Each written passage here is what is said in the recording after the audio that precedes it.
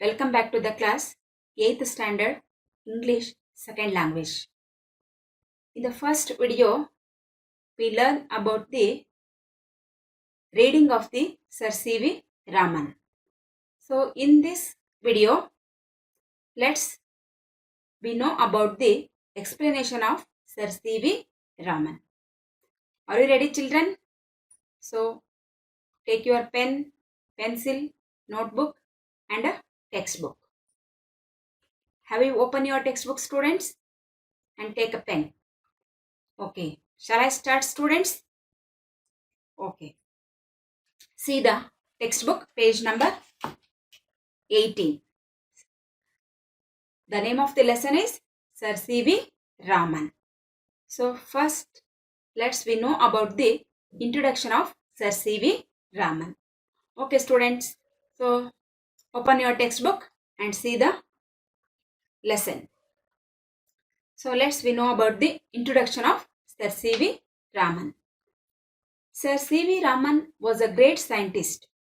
He was awarded the Nobel Prize for his work on scattering of light and his discovery of the effect of light rays, that is Raman effect. The government gifted him 25 acres of land to carry out further research work. Raman Institute was the dream child of Sir C.V. Raman. So, dear students, Sir C.V. Raman was a great scientist. ನಾವು ಭಾರತ ಕಂಡಂತಹ ಸೈಂಟಿಸ್ಟ್ಗಳಲ್ಲಿ Sir C V Raman ಅವರು ಕೂಡ ಒಬ್ರು. So ಈಗ ನೀವು ನೋಡ್ತಾ ಇದ್ದೀರಲ್ವಾ, so this is the picture of Sir C V Raman. He was a great scientist and he was awarded the Nobel prize. ನೋಡಿ, ಅತ್ಯಂತ ಪ್ರತಿಷ್ಠಿತ ಪ್ರಶಸ್ತಿಗಳಲ್ಲಿ ಒಂದಾಗಿರುವಂತಹ ನೋಬೆಲ್ ಪ್ರೈಸ್ ಅನ್ನ ಪಡೆದುಕೊಂಡಂತಹ ಭಾರತದ ವಿಜ್ಞಾನಿ ಸರ್ ಸಿ ವಿ ರಾಮನ್. ಹಾಗಾದ್ರೆ for what reason he got that award? So he got that award or he was awarded that Nobel prize for his work on scattering of light. So ಅವರು ಒಂದು ಡಿಸ್ಕವರಿಯನ್ನ, ಒಂದು ಹೊಸ ಅನ್ವೇಷಣೆಯನ್ನ, ಒಂದು ಸಂಶೋಧನೆಯನ್ನ ಮಾಡಿದ್ರು. ಆ ಸಂಶೋಧನೆ ಏನಂದ್ರೆ that is scattering of light. Scattering of light ಅಂದ್ರೆ ಬೆಳಕಿನ ವಿಭಜನೆ ಆಗುವಂಥದ್ದು. ಆ ಬೆಳಕಿನ ವಿಭಜನೆ ಯಾವ ರೀತಿ ಕಣಕಣಗಳಲ್ಲಿ ಆಗುತ್ತೆ ಅನ್ನುವಂತಹ ಒಂದು ಡಿಸ್ಕವರಿಯನ್ನ ಮಾಡಿದ್ರು. ಸೊ ಅದರ ಒಂದು ಪರಿಣಾಮವಾಗಿನೇ ಅವರಿಗೆ ಯಾವ ಪ್ರಶಸ್ತಿ ಸಿಕ್ಕಿದೆ ಅಂದ್ರೆ ನೋಬೆಲ್ ಪ್ರೈಸ್ ಅನ್ನುವಂತಹ ಪ್ರಶಸ್ತಿ ಸಿಕ್ಕಿದೆ. That is effect of light race. Effect of light race ಅಂದ್ರೆ ಆ ಬೆಳಕಿನ ಕಣಗಳಲ್ಲಿ ಒಂದು ಸಣ್ಣ ಸಣ್ಣ ಕಣಗಳಲ್ಲೂ ಕೂಡ ಬೆಳಕು ಏನಾಗುತ್ತೆ, ಚದುರುತ್ತೆ ಅನ್ನುವಂತಹ ಒಂದು ಎಫೆಕ್ಟ್ ಅನ್ನು ಅವ್ರು ಕಂಡಿಡಿದ್ರು. ಅದನ್ನೇ ನಾವೇನಂತ ಕರಿತೇವೆ, that is called Raman effect. ಈ ರಾಮನ್ ಎಫೆಕ್ಟ್ ಅನ್ನುವಂಥದ್ದು ಇವರ ಒಂದು Discovery.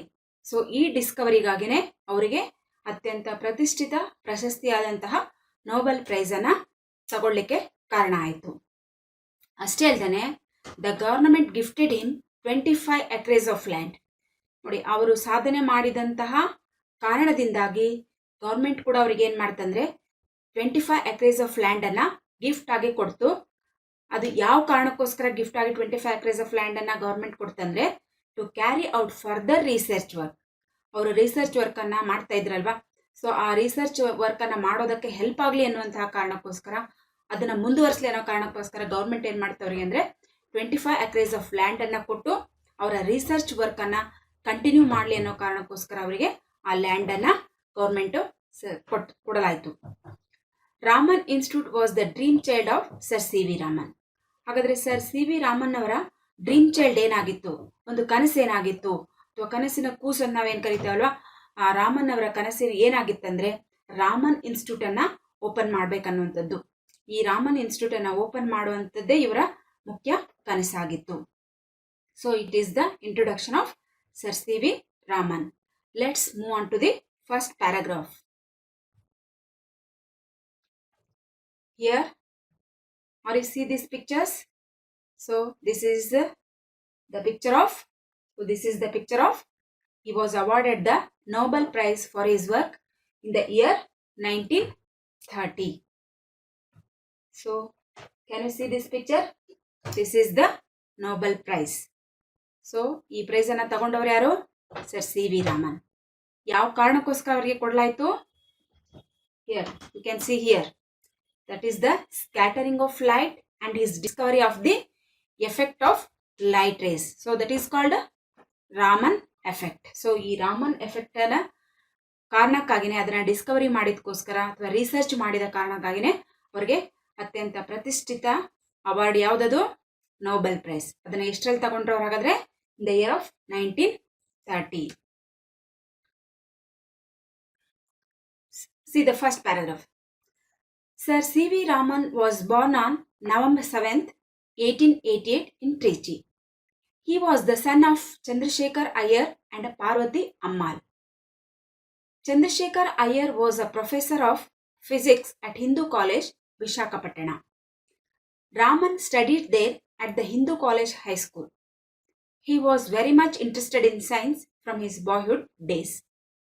Even as a boy, he had made the model of a dynamo.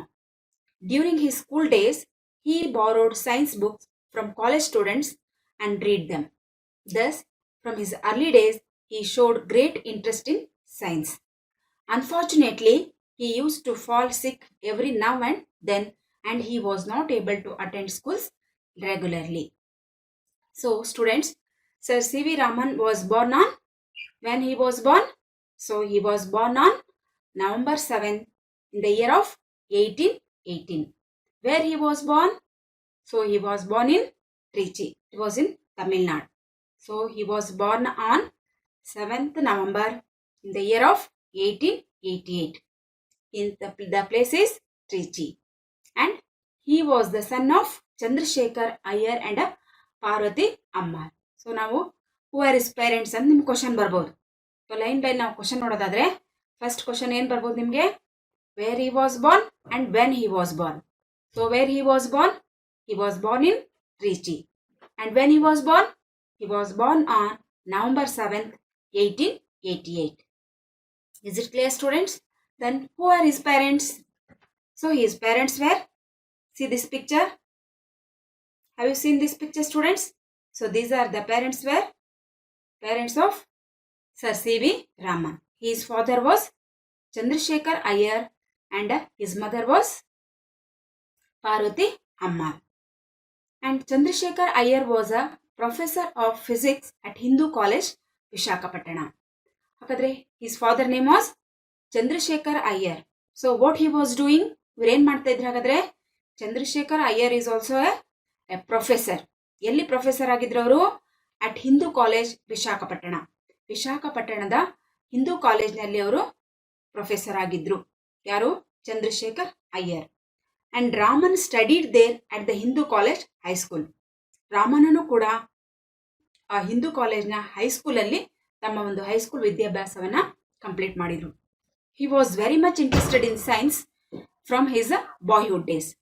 ಇವರು ಬಾಲಕರಿದ್ದಾಗ ಅಥವಾ ತಮ್ಮ ಬಾಲ್ಯದ ದಿನಗಳಲ್ಲಿ ಇವರಿಗೆ ಯಾವುದ್ರ ಮೇಲೆ ಹೆಚ್ಚು ಆಸಕ್ತಿ ಇತ್ತು, ಇಂಟ್ರೆಸ್ಟ್ ಇತ್ತಂದ್ರೆ ಹಿ was very much interested in science. ಈಗ ನಾವು ನಿಮ್ಮನ್ನು ಯಾರಾದರೂ ಕೇಳಿದ್ರೆ ನಿಮ್ಗೆ ಯಾವುದ್ರಲ್ಲಿ ಇಂಟ್ರೆಸ್ಟ್ ಇದೆ ಅಂದರೆ ನೀವು ನಿಮಗೆ ಇಂಟ್ರೆಸ್ಟ್ ಇರುವಂತಹ ವಿಷಯಗಳ ಬಗ್ಗೆ ಹೇಳ್ತೀರಾ. ಕೆಲವೊಬ್ಬರಿಗೆ ಸ್ಪೋರ್ಟ್ಸ್ ಇರ್ಬೋದು, ಕೆಲವೊಬ್ಬರಿಗೆ ಮ್ಯೂಸಿಕ್ ಇರ್ಬೋದು, ಕೆಲವೊಬ್ಬರಿಗೆ ಡ್ರಾಯಿಂಗ್, ಪೇಂಟಿಂಗ್, ಹೀಗೆ ಅವರವರ ಫೀಲ್ಡ್ಗಳಲ್ಲಿ ಅವರಿಗೆ ಇಂಟ್ರೆಸ್ಟ್ ಇರುತ್ತೆ. ಹಾಗೇನೆ ನಾವು ಸರ್ ಸಿ ವಿ ರಾಮನ್ ಅವರಿಗೆ ಬಾಲ್ಯದಲ್ಲಿ ಅಥವಾ ಬಾಲಕರಿದ್ದಾಗ ಯಾವ ವಿಷಯದ ಬಗ್ಗೆ ಬಹಳಷ್ಟು ಆಸಕ್ತಿ ಇತ್ತಂದ್ರೆ ಹಿ was very much interested in science. So science ಅಂದ್ರೆ ಅವರಿಗೆ ಬಹಳಷ್ಟು ಆಸಕ್ತಿ ಇತ್ತು, ಕ್ಯೂರಿಯಾಸಿಟಿ ಇತ್ತು. ಆ ಸೈನ್ಸಿನ ಬಗ್ಗೆ ಬಹಳಷ್ಟು ಆಕರ್ಷಿತರಾಗಿದ್ರು. Even as a boy he had made the model of a dynamo. ಅವ್ರು ಹಾಗಾದ್ರೆ ಸೈನ್ಸಿಗೆ ಎಷ್ಟು ಆಕರ್ಷಿತರಾಗಿದ್ರು, ಆ ಸೈನ್ಸ್ ಸಬ್ಜೆಕ್ಟಿಗೆ ಎಷ್ಟೊಂದು ಆಸಕ್ತಿಯನ್ನು ಹೊಂದಿದ್ರು ಅನ್ನೋದಕ್ಕೆ ಈವನ್ ಆಸ್ ಅ ಬಾಯ್ ಅವರು ಬಾಲಕರಿದ್ದಾಗಲೇ ಏನ್ ಮಾಡಿದ್ರು ಅಂದ್ರೆ ಹಿ had made the model of a dynamo. Dynamo ಅಂತ ಹೆಸರು ಕೇಳಿದಿರಲ್ವ ನೀವು? ಅಲ್ಲಿ ಕಾಣ್ತಾ ಇದೆ ಅಲ್ವಾ ನಿಮ್ಮ ಚಿತ್ರದಲ್ಲಿ? ಆ ಚಿತ್ರದಲ್ಲಿ ಕಾಣ್ತಾ ಇರುವಂತ ಡೈನಮೋ ಅನ್ನ ಈವನ್ ಆಸ್ ಅ ಬಾಯ್ ಅವ್ರು ಇನ್ನು ನಿಮ್ಮ ತರ ಬಾಲಕರಿದ್ದಾಗ್ಲೇನೆ ಏನ್ ಮಾಡಿದ್ರು? ಈ ಒಂದು ಡೈನಮೋ ಅನ್ನ ಕಂಡು ಹಿಡಿದಿದ್ರು, ಅದನ್ನ ಮಾಡೆಲ್ ಅನ್ನ ತಯಾರು ಮಾಡಿದ್ರು. ಅಂದ್ರೆ ಇದೇನ್ ತೋರಿಸುತ್ತೆ ಅಂದ್ರೆ it shows the interest of science for sir C V Raman.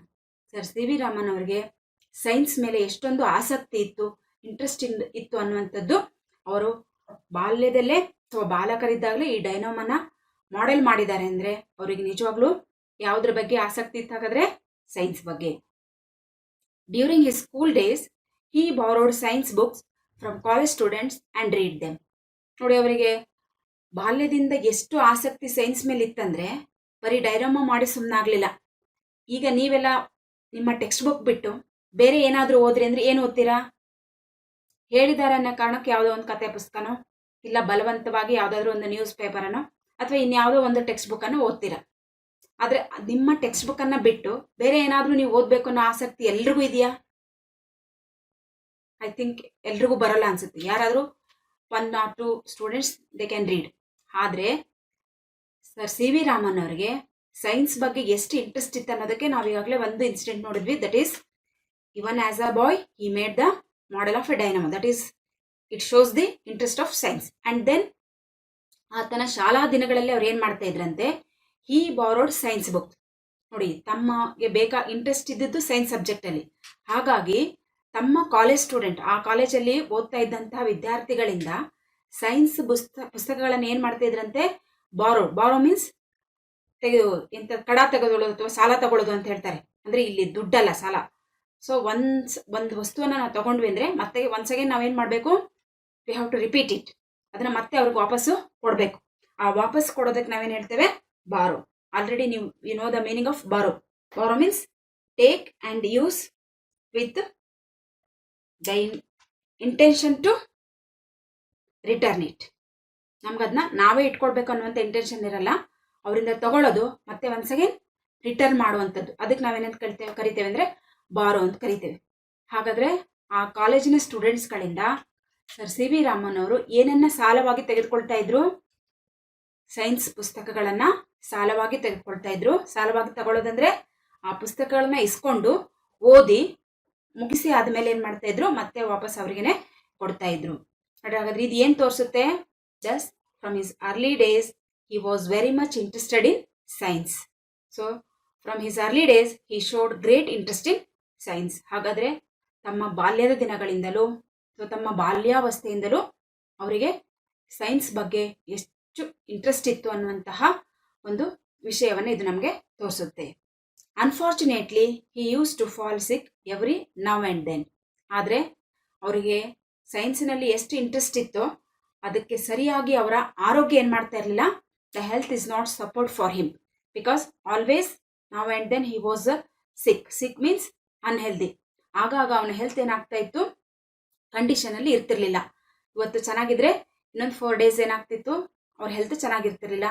ಮತ್ತೆ ರಿಕವರಿ ಆಗ್ತಾ ಇದ್ರು, ಮತ್ತೆ ಒನ್ಸ್ ಅಗೇನ್ ಅವ್ರ ಹೆಲ್ತ್ ಏನಾಗ್ತಾ ಇತ್ತು, ಆರೋಗ್ಯ ಸರಿ ಇರ್ತಿರ್ಲಿಲ್ಲ. ಸೊ ಇದು ಅವರಿಗೆ ದುರಾದೃಷ್ಟ ಆಗಿತ್ತು.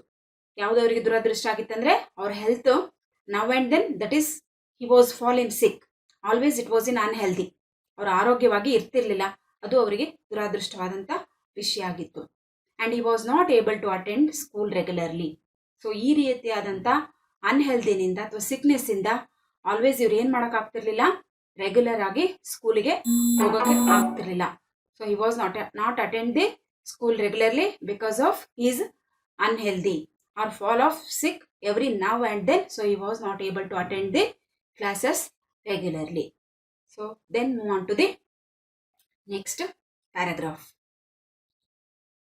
In the second paragraph, in spite of his poor health, he got first class in his matriculation examination when he was only a boy of 12.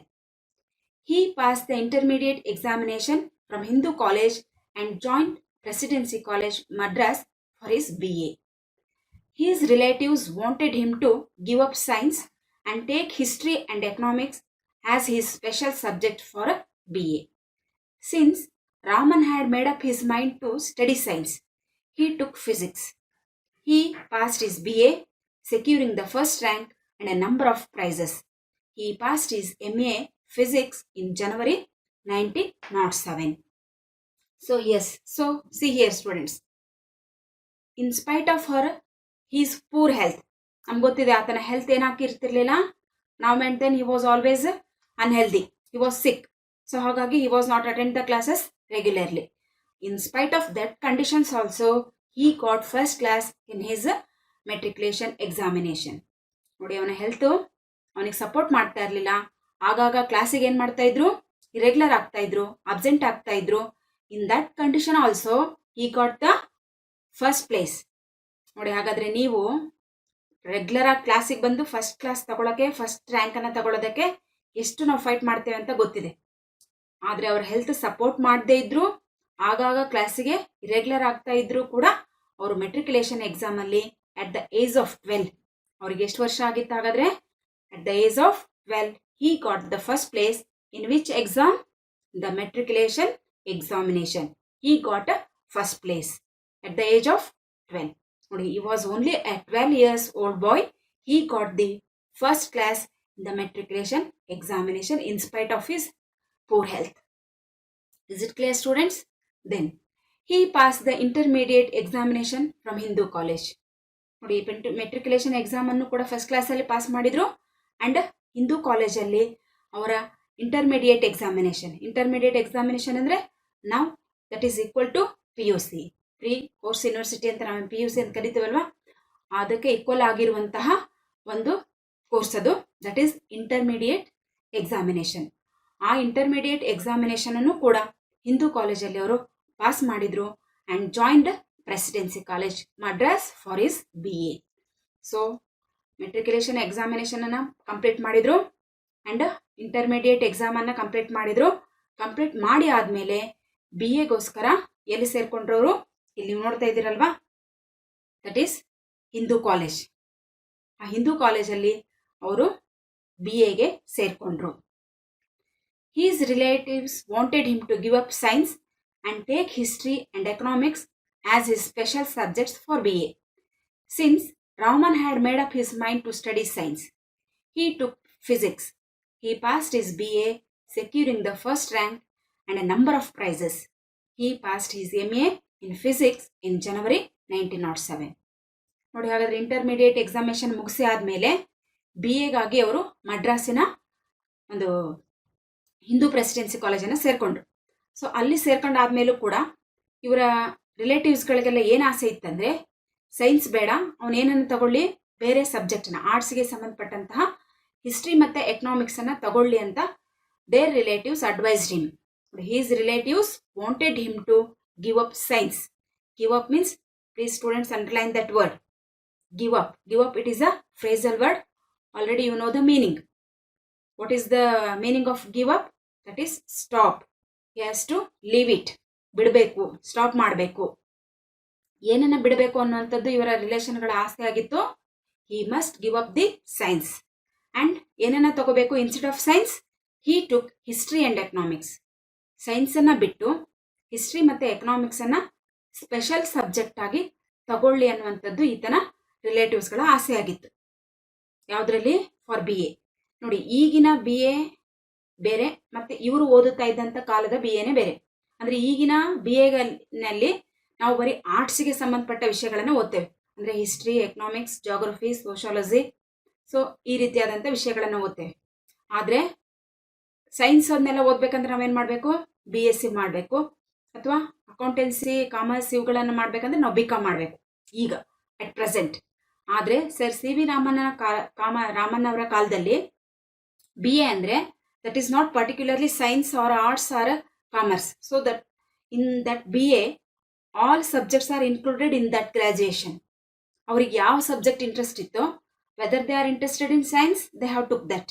And whether they have interested in science or physics or economics or history, whatever they have interested, ಅವರಿಗೆ ಯಾವ ವಿಷಯವನ್ನು ತೆಗೆದುಕೊಳ್ಬೇಕು ಅನ್ನುವಂಥ interest ಇತ್ತೋ ಆ ವಿಷಯವನ್ನೇ ಅವರು ಆವಾಗ ತಗೋಬೋದಾಯಿತು. ಆದರೆ ಅದಕ್ಕೆ ಪರ್ಟಿಕ್ಯುಲರ್ ಆಗಿ ಏನು ಕರೀತಿರ್ಲಿಲ್ಲ? BA, BSc, BCom ಅಂತ ಕರೀತಾ ಇರಲಿಲ್ಲ. ಸೊ ಎಲ್ಲಾನು ಸೇರಿ ಏನಂತ ಕರೀತಾ ಇದ್ರು? BA ಅಂತಾನೆ ಕರೀತಾ ಇದ್ರು. ಆದರೆ ಈಗ ಅದು ಹಾಗಿಲ್ಲ. BA ಅಂದರೆ ಆರ್ಟ್ಸಿಗೆ ಸಂಬಂಧಪಟ್ಟಿದ್ದು, BSc ಅಂದರೆ ಸೈನ್ಸಿಗೆ ಸಂಬಂಧಪಟ್ಟಿದ್ದು, ಆ್ಯಂಡ್ BCom ಅಂದರೆ that is related to commerce. ಹಾಗಾಗಿ ನಾವು ಇಲ್ಲೇನು ತಿಳ್ಕೊಬೇಕು? BA ಅಂದರೆ that is not only for science, it is include science, arts and everything. So ಹಾಗಾಗಿ ಆತನ ರಿಲೇಟಿವ್ಸ್ ಏನು ಮಾಡಿದರು? BAನಲ್ಲಿ ಸೈನ್ಸನ್ನು ಬಿಡಬೇಕು ಆ್ಯಂಡ್ ಯಾವ ಸಬ್ಜೆಕ್ಟನ್ನು they have to prefer? Yes, they have to prefer history and economics. So ಅವನ್ನ ತಗೊಂಡು ಓದಲಿ ಅನ್ನುವಂಥದ್ದು ಯಾರ ವಿಷಯ ಆಗಿತ್ತು? His relatives. ಈ BAದ ನಾವು ಲಾಂಗ್ ಫಾರ್ಮ್ ಹೇಳೋದಾದ್ರೆ ಏನು ಹೇಳ್ತೇವೆ? Bachelor of arts. Since Raman had made up his mind to study science. ನೋಡಿ, ನಮ್ಗೆ ಆಗಲೇ ಗೊತ್ತಿರೋ ಹಾಗೆ ರಾಮನ್ ಅವರು ಮೊದಲಿಂದನೂ ಅವ್ರ ಮೈಂಡ್ ಯಾವುದಕ್ಕೆ ಪ್ರಿಪೇರ್ ಆಗಿತ್ತು? He was prepared his mind to study science. ಬಾಲ್ಯದಿಂದಲೂ ಅವರು ಡೈನಮೋ ಕಂಡು ಹಿಡಿದಾಗಿಂದ ಆಗಿರ್ಬೋದು, ಅಥವಾ ಸೈನ್ಸ್ ಬಗ್ಗೆ ಅವರು ಕಾಲೇಜ್ ವಿದ್ಯಾರ್ಥಿಗಳಿಂದ ಸೈನ್ಸ್ ಪುಸ್ತಕಗಳನ್ನು ಇಸ್ಕೊಂಡು ಓದ್ತಾ ಇದ್ರಂದ್ರೆ ಅವ್ರಿಗೆ ಟೋಟಲ್ ಆಗಿ ಯಾವುದ್ರ ಬಗ್ಗೆ ಇಂಟ್ರೆಸ್ಟ್ ಇತ್ತು? ಸೈನ್ಸ್ ಬಗ್ಗೆ ಅಲ್ವಾ? ಹಾಗಾದ್ರೆ ಈ ರೀತಿ ಸೈನ್ಸ್ ಇಂಟ್ರೆಸ್ಟ್ ಇರುವಂತ ಒಬ್ಬ ವಿದ್ಯಾರ್ಥಿ ಆರ್ಟ್ಸನ್ನು, ಅದರಲ್ಲೂ ಎಕನಾಮಿಕ್ಸ್ ಮತ್ತೆ ಸೈನ್ಸ್ ಹಿಸ್ಟ್ರಿಯನ್ನ ತಗೊಂಡು ಓದು ಅಂದ್ರೆ ಇಷ್ಟಪಡ್ಬೋದಾ? ಇಲ್ಲ. ಸೊ ಹಾಗಾಗಿನೇ ರಾಮನ್ ಏನ್ ಮಾಡಿದ್ರು? Since Raman had made up, he has to prepared. Made up means, so please underline that word students. Made up means it is also phrasal word. Made up means prepare ಅಂದ್ರೆ ready ಆಗಿರೋದು, ತಯಾರಾಗಿರೋದು. ಯಾವುದಕ್ಕೆ?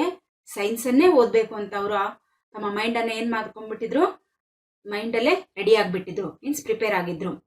Had made up his mind to study science. ಅವರು science ಅನ್ನೇ ಓದಬೇಕು ಅಂತ already fix ಆಗ್ಬಿಟ್ಟಿದ್ರು. He took physics. ಹಾಗಾಗಿ ಅವ್ರು ಏನ್ ಸಬ್ಜೆಕ್ಟ್ ತಗೊಂಡ್ರು? ಫಿಸಿಕ್ಸ್ ಸಬ್ಜೆಕ್ಟ್ ಅನ್ನ ತಗೊಂಡ್ರು. He passed his BA. So ಹಾಗಾದ್ರೆ ಅವರು ಅವ್ರ ಮೈಂಡ್ ಅನ್ನೇ ಯಾವುದಕ್ಕೆ ಫಿಕ್ಸ್ ಮಾಡ್ಕೊಂಡ್ಬಿಟ್ಟಿದ್ರು? ಸೈನ್ಸ್, ಅದರಲ್ಲೂ ಫಿಸಿಕ್ಸೇ ಓದಬೇಕು ಅಂತ ಮೈಂಡನ್ನು ಫಿಕ್ಸ್ ಮಾಡ್ಕೊಂಡಿದ್ರು. ಹಾಗಾಗಿ BA ಸಬ್ಜೆಕ್ಟಲ್ಲಿ ಯಾವ ಸಬ್ಜೆಕ್ಟ್ ತಗೊಂಡ್ರು? ಫಿಸಿಕ್ಸನ್ನೇ ಓದಿದ್ರು. So he passed his BA securing the first rank. ಹಾಗಾದ್ರೆ BAನಲ್ಲಿ ಫಿಸಿಕ್ಸನ್ನು ತಗೊಂಡು ಪಾಸ್ ಮಾಡಿದ್ರು. ಅಲ್ಲೂ ಕೂಡ ಅವರು ಆರ್ಡಿನರಿ ಆಗಿ ಏನು ಪಾಸ್ ಆಗಲಿಲ್ಲ. BAನಲ್ಲಿ ಫಸ್ಟ್ ರ್ಯಾಂಕನ್ನು ತಗೊಂಡ್ರು, ದಟ್ ಈಸ್ ಇನ್ನು ಫಿಸಿಕ್ಸ್ ಸಬ್ಜೆಕ್ಟಲ್ಲಿ. And a number of prizes, ಮತ್ತು ಅನೇಕ ಬಹುಮಾನಗಳನ್ನು ಕೂಡ ಪಡೆದುಕೊಂಡ್ರು.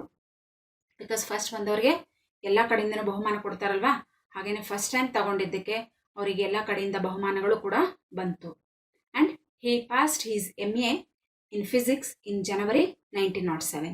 ಹಾಗೇನೆ BA ಮುಗಿದಾದ್ಮೇಲೆ ಮತ್ತೆ ಮಾಸ್ಟರ್ ಡಿಗ್ರಿನಲ್ಲೂ ಕೂಡ ಅವರು ಫಿಸಿಕ್ಸನ್ನೇ ತಗೊಂಡ್ರು. ಅಂದರೆ ಪೋಸ್ಟ್ ಗ್ರಾಜುಯೇಷನ್ ಅಂತ ನಾವೇನು ಹೇಳ್ತೇವಲ್ವಾ, MA means master of arts.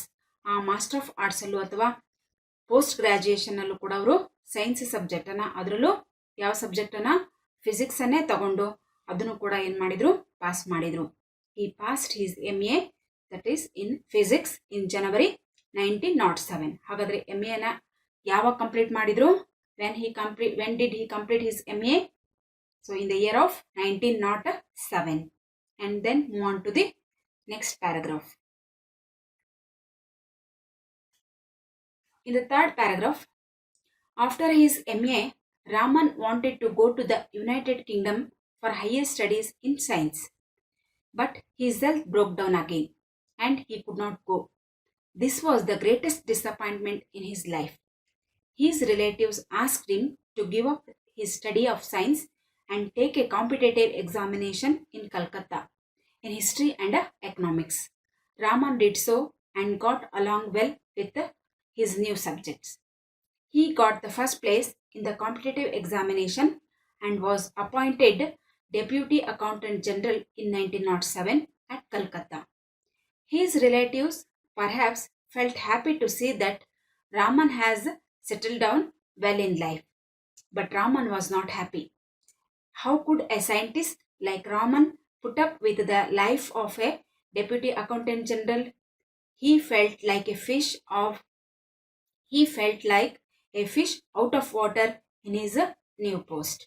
But he still had hopes of becoming a scientist and was waiting for an opportunity. So see here students, he has completed his MA also. Then after his completed his MA, Raman wanted to go to the United Kingdom, means UK. ಯಾಕೆ UK ಹೋಗಬೇಕು ಅನ್ಬೇಕು ಅನ್ಕೊಂಡಿದ್ರೆ ಅಂದ್ರೆ ಅವರು for higher studies of science. ಅವರಿಗೆ ಸೈನ್ಸಲ್ಲಿ ನಮಗೆ ತಿಳಿದಿರೋ ಹಾಗೆ was very much interested in science. So ಸೈನ್ಸಲ್ಲಿ BA ಮತ್ತು MAನಲ್ಲಿ ಫಿಸಿಕ್ಸನ್ನು ಅವರು ಫಸ್ಟ್ ರ್ಯಾಂಕಲ್ಲಿ ಕಂಪ್ಲೀಟ್ ಮಾಡಿದ್ದಾರೆ. ಅದರಲ್ಲಿ ಹೈಯರ್ ಸ್ಟಡೀಸ್ ಮಾಡೋದಕ್ಕೋಸ್ಕರ ಏನು ಮಾಡ್ತಾ ಇದ್ದಾರೆ? ಯುನೈಟೆಡ್ ಕಿಂಗ್ಡಮ್ಗೆ ಅಥವಾ UKಗೆ ಹೋಗಬೇಕು ಅನ್ನೋಂಥದ್ದು ಅವರ ಆಸೆ ಆಗಿತ್ತು. But his health broke down again. ನೋಡಿ, ನಮ್ಗಾಗಲೇ ಗೊತ್ತಿದೆ, in his early days or in his boyhood days, in childhood days, his health was not support him. ಆತನ ಬಾಲ್ಯ ದಿನಗಳಿಂದಲೂ ಕೂಡ ಆತನಿಗೆ ಏನು ಸಪೋರ್ಟ್ ಮಾಡ್ತಿರ್ಲಿಲ್ಲ? ಹೆಲ್ತು ಅವಾಗ ಏನಾಗ್ತಾ ಇತ್ತು? ಅನಾರೋಗ್ಯಕ್ಕೆ ಈಡಾಗ್ತಾ ಇದ್ರು. ಹಾಗಾಗಿನೇ ಅವ್ರ ಕ್ಲಾಸಿಗೆ ಇರೆಗ್ಯುಲರ್ ಆಗ್ತಾ ಇದ್ರಲ್ವಾ, in the same way higher ಸ್ಟಡೀಸ್ಗೆ ಅವರು UK ಹೋಗಬೇಕು ಅಂದಾಗಲೂ ಕೂಡ ಏನಾಯಿತು, his health always broke down means that is not in good condition. ನಾವು ಬ್ರೇಕ್ ಡೌನ್ ಅನ್ನೋದನ್ನು ನಾವು ಮಷಿನ್ಸ್ಗಳಿಗೆ ಯೂಸ್ ಮಾಡ್ತೇವೆ ಅಥವಾ ವೆಹಿಕಲ್ಸ್ಗಳಿಗೆ ಯೂಸ್ ಮಾಡ್ತೇವೆ, but that is the phrasal words here. Broke down means that is he was in not well condition, his health was not supported him, that is called broke down. Health ಮತ್ತೊಂದ್ಸಲ ಏನಾಯ್ತು, ಅವರಿಗೆ ಅನಾರೋಗ್ಯಕ್ಕೆ ತುತ್ತಾದ್ರು and he could not go. ಆ ಕಾರಣಕ್ಕೋಸ್ಕರ ಏನ ಮಾಡೋಕ್ಕಾಗಲಿಲ್ಲ ಅವರಿಗೆ ಲಂಡನ್ಗೆ ಅಥವಾ ಯುಕೆಗೆ ಏನು ಮಾಡೋಕ್ಕಾಗಲಿಲ್ಲ, ಹೋಗೋದಕ್ಕೆ ಆಗಲಿಲ್ಲ. ಸೊ ದೆನ್ನೆ ಏನು ಮಾಡಿದ್ರು ಹಾಗಾದರೆ, this was the greatest disappointment in his life. ನೋಡಿ, ಅವರ ಲೈಫಲ್ಲಿ ಅತ್ಯಂತ ಡಿಸಪಾಯಿಂಟ್ಮೆಂಟ್, ಅತ್ಯಂತ ನಿರಾಶಾದಾಯಕವಾದಂಥ ಒಂದು ಇನ್ಸಿಡೆಂಟ್ ಯಾವುದು? So which is the disappointed incident in his life ಅಂತ ನಿಮಗೆ ಕೇಳ್ಬೋದು. ಹಾಗಾದರೆ his health always broke down again now and then and he was not going to or go to the United Kingdom for higher studies, and this was the greatest disappointment in his life. ಯಾವುದು ಹಾಗಾದರೆ ನಿಮ್ಗೆ ಕೇಳ್ಬೋದು. ಅವರ ಜೀವನದಲ್ಲಿ ಅತ್ಯಂತ ನಿರಾಶಾದಾಯಕವಾದಂಥ event ಯಾವುದಂದರೆ, he was not going to United Kingdom for higher studies because of his health. ಆ ಕಾರಣಕ್ಕೋಸ್ಕರ ಅವರಿಗೆ ಹೋಗೋಕ್ಕಾಗಲಿಲ್ಲ. ಇದು ಅವರ ಲೈಫಲ್ಲಿ ಅತ್ಯಂತ ನಿರಾಶಾದಾಯಕವಾದಂತಹ ಒಂದು incident. Then his relatives asked him to give up his study of science. Once again ಆಗ್ಲೇ ಫಸ್ಟನ್ನೇ ಹೇಳಿದ್ರು ಅವ್ರ ಎಲ್ಲ ರಿಲೇಟಿವ್ಸ್ಗಳು ಏನಂತ, ಸೈನ್ಸನ್ನು ಬಿಟ್ಟು ಯಾವ ಸಬ್ಜೆಕ್ಟನ್ನು ತಗೋಬೇಕಂತ ಪ್ರಿಫರ್ ಮಾಡಿದ್ರು, ಹಿಸ್ಟ್ರಿ ಮತ್ತು ಎಕನಾಮಿಕ್ಸ್. ಸೊ ಯಾವಾಗ ಅವ್ರ ಹೆಲ್ತ್ ಮತ್ತೆ ಚೆನ್ನಾಗಿದ್ಲೋ, ಆರೋಗ್ಯ ಸರಿ ಇಲ್ಲದೆ ಇರೋ ಕಾರಣ ಗೊತ್ತಾದಾಗ once again the relatives advised him to take the history and economics instead of ಯಾವುದ್ರ ಬದಲಾಗಿ, ಸೈನ್ಸಿನ ಬದಲಾಗಿ. ಬಿಕಾಸ್ ಆಫ್ ಹೀಸ್ ಹೆಲ್ತ್ ಚೆನ್ನಾಗಿರಲ್ಲ, ಹಾಗಾಗಿ ಸೈನ್ಸನ್ನು ಬಿಟ್ಬಿಟ್ಟು ಅವರು ಹಿಸ್ಟ್ರಿ ಮತ್ತು ಎಕನಾಮಿಕ್ಸನ್ನು ತಗೊಂಡು ಕಾಂಪಿಟೇಟಿವ್ ಎಕ್ಸಾಮನ್ನು ಅಟೆಂಡ್ ಮಾಡಲಿ ಅನ್ನುವಂಥದ್ದು ಅವರ ವಿಶ್ ಆಗಿತ್ತು, ಆಸೆ ಆಗಿತ್ತು. ನೋಡಿ, his relatives asked him to give up his study of science and take a competitive examination in ಕಲ್ಕತ್ತಾದಲ್ಲಿ ನಡೆಯುವಂತಹ ಈ ಸ್ಪರ್ಧಾತ್ಮಕ ಪರೀಕ್ಷೆಗಳಂತ ಏನು ಕರಿತೇವಲ್ವಾ, ಆ ಪರೀಕ್ಷೆಗಳನ್ನು ಅಟೆಂಡ್ ಮಾಡಲಿ, ಅದರಲ್ಲೂ ಯಾವ ವಿಷಯವನ್ನು ಆಯ್ಕೆ ಮಾಡ್ಕೋಬೇಕು ಅನ್ನುವಂಥದ್ದು ಅವರ ಆಸೆ ಆಗಿತ್ತು, ಹಿಸ್ಟ್ರಿ ಮತ್ತು ಎಕನಾಮಿಕ್ಸ್. ಸೊ ಹಿಸ್ಟ್ರಿ ಮತ್ತು ಎಕನಾಮಿಕ್ಸನ್ನು ತಗೊಂಡು ಆ ಸ್ಪರ್ಧಾತ್ಮಕ ಪರೀಕ್ಷೆಗಳನ್ನು ಕಾಂಪೀಟ್ ಮಾಡಲಿ ಅನ್ನುವಂಥದ್ದು ಅವರ ಆಸೆ ಆಗಿತ್ತು. Raman did so. ಹಾಗಾಗಿ ರಾಮನ್ ಏನು ಮಾಡಬೇಕಾಯಿತು, ಬೇರೆ ಕಾರಣನೇ ಇಲ್ಲದೆ, ಯಾವುದೂ ಆಲ್ಟರ್ನೇಟಿವ್ಸ್ ವೇ ಇಲ್ಲದೆ ಇದಕ್ಕೆ ಅವರು ಅವೇ ಸಬ್ಜೆಕ್ಟ್ಗಳನ್ನು ಪ್ರಿಫರ್ ಮಾಡಿಕೊಂಡ್ರು and got along well with his new subjects. ಅವರಿಗೆ ಹಿಸ್ಟ್ರಿ ಮತ್ತು ಎಕನಾಮಿಕ್ಸ್ ಏನಾಗಿತ್ತು, ಅವೆರಡೂ ಕೂಡ ಅವರಿಗೆ ಹೊಸ ವಿಷಯಗಳೇ ಆಗಿತ್ತು. ಆದರೂ ಅವರು ಓದಿನಲ್ಲಿ ಆಸಕ್ತಿ ಇದ್ದಿದ್ದರಿಂದ ಅವು ಹೊಸ ವಿಷಯಗಳೇ ಆಗಿದ್ರು. ಅವುಗಳನ್ನು ಚೆನ್ನಾಗಿ ಓದ್ಕೊಂಡು ಅವುಗಳ ಜೊತೆ ಅವರೇನಾದರೂ ಅಡ್ಜಸ್ಟ್ ಆದರು, ಅಂದರೆ ಆ ವಿಷಯಗಳನ್ನು ಮನನ ಮಾಡ್ಕೊಳ್ತಾ ಇದ್ರು. He got the first place in the competitive examination. ನೋಡಿ, ಹಾಗಾದರೆ ಕಾಂಪಿಟೇಟಿವ್ ಎಕ್ಸಾಮಿನೇಷನ್ಗೋಸ್ಕರನೇ ಅವ್ರು ಹಿಸ್ಟ್ರಿ ಮತ್ತು ಎಕನಾಮಿಕ್ಸನ್ನು ತೊಗೊಂಡು ಓದಿದ್ರು. ಅಲ್ಲೂ ಕೂಡ ಅವರು ಫೇಲ್ ಆಗಲಿಲ್ಲ. ಅಂದರೆ ಫೇಲ್ ಮೀನ್ಸ್ ಅವರು ಸೆಕೆಂಡು ಥರ್ಡ್ ಪ್ಲೇಸಿಗೆ ಬರಲಿಲ್ಲ. ಈ ಗಾಟ್ ದ ಫಸ್ಟ್ ಪ್ಲೇಸ್. ಆ ಕಾಂಪಿಟೇಟಿವ್ ಎಕ್ಸಾಮ್ಗಳಲ್ಲೂ ಕೂಡ ಅವರು ಫಸ್ಟ್ ಪ್ಲೇಸನ್ನು ತಗೊಂಡ್ರು. ಆ ಫಸ್ಟ್ ಪ್ಲೇಸ್ ತಗೊಂಡಿದ್ದರ ಪರಿಣಾಮವಾಗಿ ಏನಾಯಿತು, and was appointed deputy accountant general in 1907. ನೋಡಿ, ಆ 1907ನಲ್ಲಿ ಅವರಿಗೆ ಕಾಂಪಿಟೇಟಿವ್ ಎಕ್ಸಾಮಲ್ಲಿ ಪಾಸ್ ಆಗಿದ್ದರ ಪರಿಣಾಮವಾಗಿ ಒಂದು ಹುದ್ದೆಯನ್ನು ಅಲಂಕಾರ ಮಾಡಬೇಕಾಯಿತು. ಯಾವ ಹುದ್ದೆಯನ್ನು ಅವ್ರು ತಗೊಂಡ್ರು, ಡೆಪ್ಯೂಟಿ ಅಕೌಂಟೆಂಟ್ ಜನರಲ್ ಅನ್ನುವಂತಹ ಹುದ್ದೆಗೆ ಅಪಾಯಿಂಟ್ ಆದರು. ಎಷ್ಟನೇ ಇಸ್ವಿನಲ್ಲಿ, ಇನ್ ದ ಇಯರ್ ಆಫ್ 1907. ಎಲ್ಲಿ, ಅಟ್ ಕಲ್ಕತ್ತಾ. ಬಿಕಾಸ್ ಆ ಕಾಂಪಿಟೇಟಿವ್ ಎಕ್ಸಾಮಿನೇಷನ್ ಎಲ್ಲಿ ನಡೀತಾ ಇತ್ತು, ಕಲ್ಕತ್ತಾದಲ್ಲಿ ನಡೆದಂತಹ ಕಾಂಪಿಟೇಟಿವ್ ಎಕ್ಸಾಮಿನೇಷನಲ್ಲಿ ಇವರು ಫಸ್ಟ್ ಪ್ಲೇಸನ್ನು ತಗೊಂಡ್ರು. And also he was appointed deputy accountant general in 1907 at Calcutta. His relatives perhaps felt happy to see that Raman had settled down. ನೋಡಿ, ಹಾಗಾದರೆ ಲೈಫಲ್ಲಿ ಒಂದು ಜಾಬ್ ಅಂತ ಆದಮೇಲೆ, ಅದನ್ನ ಸೆಕ್ಯೂರ್ ಮಾಡಿ ಆದಮೇಲೆ ಅಲ್ಲಿಗೆ ಎಲ್ಲ ಆಯಿತು ಅನ್ನುವಂಥದ್ದು ಎಲ್ಲ ಕಾಮನ್ ಆಗಿ ಒಪಿನಿಯನ್. ಹಾಗೆಯೇ ಯಾವಾಗ ಇವರು ಡೆಪ್ಯೂಟಿ ಅಕೌಂಟೆಂಟ್ ಜನರಲ್ ಆಗಿ ನೇಮಕಗೊಂಡ್ರು, ಆಯ್ಕೆ ಆದ್ರು, ಈತನ ಎಲ್ಲ ರಿಲೇಟಿವ್ಸ್ ಏನು ಅನ್ಕೊಂಡ್ರು, he was settled in his life. ಅಂದ್ರೆ ಜೀವನದಲ್ಲಿ ಅವನು ಒಂದು ಸ್ಥಾನವನ್ನ ಅಲಂಕರಿಸಿದ, ಅಂದ್ರೆ ಅವನಿಗೆ ಸೆಟ್ಲ್ ಆದ, ಲೈಫಲ್ಲಿ ಸೆಟ್ಲ್ ಆದ ಅಂತ ಹೇಳ್ತೇವೆ. ಸೆಟ್ಲ್ ಆದ ಅಂದ್ರೆ ಸ್ವಲ್ಪ ಪ್ರಾಬ್ಲಮ್ಸ್ ಕಡಿಮೆ, ಹೌದಾ? ಸೊ ಹಾಗಾಗಿ ಆತನ ಫ್ರೆಂಡ್ಸ್ ಎಲ್ಲ ರಿಲೇಟಿವ್ಸ್ ಎಲ್ಲ ಏನ್ ಮಾಡಿದ್ರು,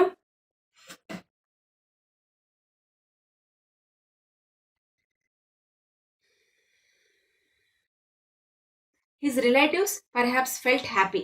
ಹಾಗಾದ್ರೆ ಅವನು ಡೆಪ್ಯೂಟಿ ಅಕೌಂಟೆಂಟ್ ಜನರಲ್ ಆಗಿ ಲೈಫಲ್ಲಿ ಸೆಟ್ಲ್ ಆದ ಅನ್ನುವಂಥ ವಿಷಯ ಯಾರಿಗೆ ಬಹಳಷ್ಟು ಖುಷಿಯನ್ನು ತಂದುಕೊಡ್ತು?